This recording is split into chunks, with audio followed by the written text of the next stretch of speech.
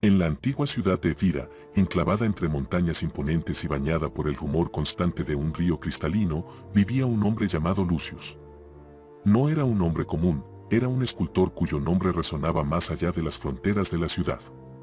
Sus obras, talladas en mármol, parecían contener el aliento de la vida misma. Pero lo que realmente distinguía a Lucius no era su habilidad con el cincel, sino su temperamento inquebrantable, su serenidad frente a las adversidades. Los habitantes de Efira decían que Lucius era como las estatuas que tallaba, frío, imperturbable y eterno. Lucius había aprendido desde joven las enseñanzas de los filósofos estoicos. Su padre, un hombre austero y reflexivo, le había inculcado la idea de que el verdadero poder no reside en controlar el mundo exterior, sino en dominar las propias emociones y percepciones. El mármol, le decía su padre, es frío y duro, pero en manos del escultor se transforma en algo bello. Así es el alma humana, puede ser moldeada por la razón y la virtud. Con el tiempo, Lucius se convirtió en un maestro en su arte. Sus estatuas adornaban plazas, templos y hogares, y cada una de ellas parecía transmitir un mensaje de calma y fortaleza. Pero su obra más ambiciosa era una estatua de la diosa de la sabiduría, Atenea. Había trabajado en ella durante años, dedicando cada día a perfeccionar los detalles, desde los pliegues de su túnica hasta la expresión serena de su rostro. La estatua era más que una obra de arte, era un reflejo de su filosofía de vida. Sin embargo, el destino, como suele hacer, puso a prueba la serenidad de Lucius. Una noche, una tormenta furiosa azotó la ciudad. Los vientos rugían como bestias enfurecidas, los relámpagos iluminaban el cielo en destellos cegadores, y el río, embravecido, comenzó a desbordarse. Los habitantes de Efira se refugiaron en sus hogares, rezando para que la tormenta pasara pronto. Al amanecer, cuando los primeros rayos de sol iluminaron la ciudad devastada, Lucius regresó a su taller.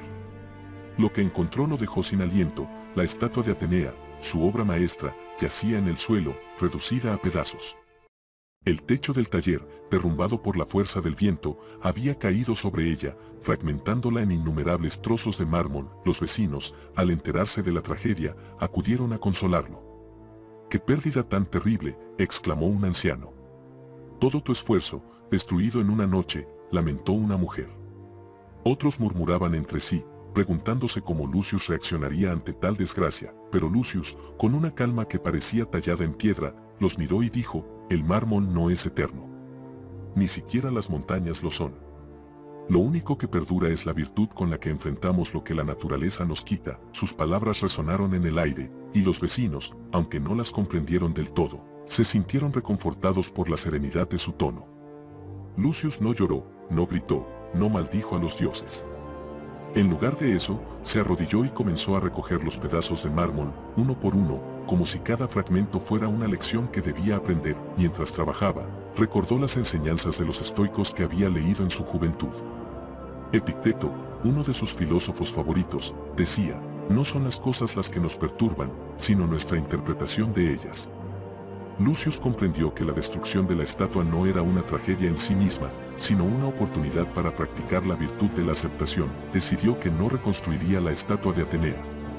En lugar de eso, crearía algo nuevo, algo que reflejara la impermanencia de la vida y la belleza de aceptarla.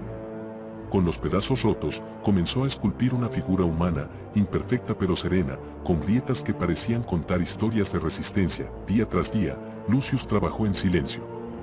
Los fragmentos de mármol, que antes formaban una diosa perfecta, se transformaron en una figura humana, con rasgos toscos y una expresión tranquila.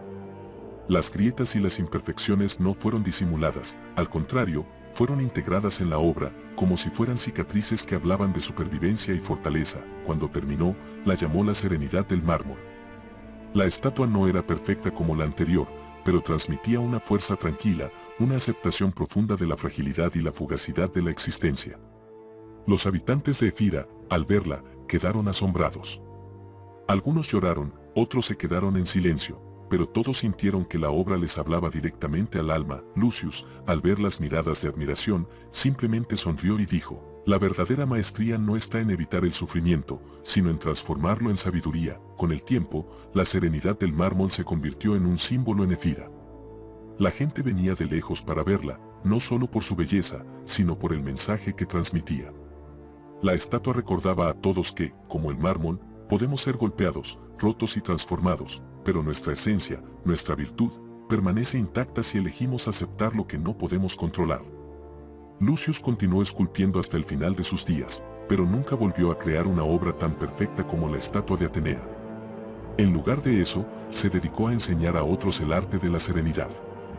A sus discípulos les decía, el mármol es frío y duro, pero en manos del escultor se transforma en algo bello. Así es el alma humana, puede ser moldeada por la razón y la virtud, y así, Lucius vivió el resto de sus días recordando a todos que la verdadera fortaleza no reside en evitar el sufrimiento, sino en enfrentarlo con serenidad y sabiduría. Su legado no fueron solo las estatuas que talló, sino la lección de que, incluso en la adversidad, hay belleza y fortaleza. La serenidad del mármol permaneció en Efira durante siglos, resistiendo el paso del tiempo como un recordatorio de que, aunque el mundo exterior pueda ser caótico e impredecible, el alma humana puede permanecer serena, como el mármol en manos del escultor, y Lucius, el escultor, fue recordado no solo por sus obras, sino por su capacidad de tallar, con paciencia y sabiduría, el mármol de su propia alma.